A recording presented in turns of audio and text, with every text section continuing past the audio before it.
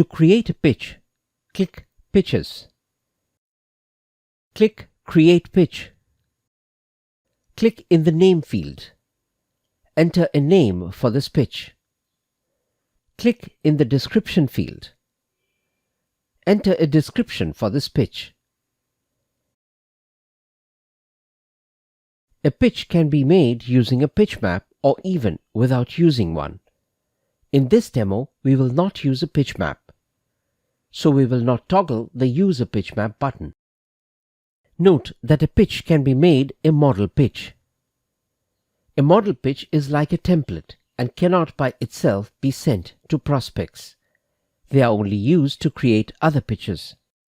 In this demo, we do not make this a model pitch. Click Next. You are now in the pitch creation stage.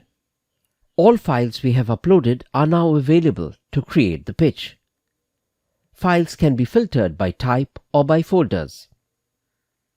This makes it easy to find files quickly. In the bottom panel, you create the pitch by placing files into containers. One such container is already provided. You can add more by clicking the plus button. The pitch is strung together using several files placed into such containers. These files then become elements of the pitch. At this moment, only one container is available. Let us fill the first element of the pitch here. Drag a file into the first container. You can also create a personalized audio, video, or text message by clicking the Context Bridge button. Click the plus button to add another container. Drag the second element into this container.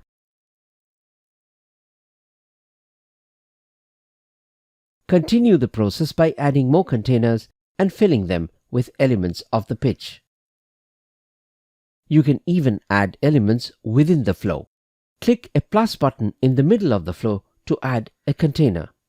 You can also record audio, video, or add text to any container. Once all elements are in place, click Next. You can add other resources which will serve as supporting documents.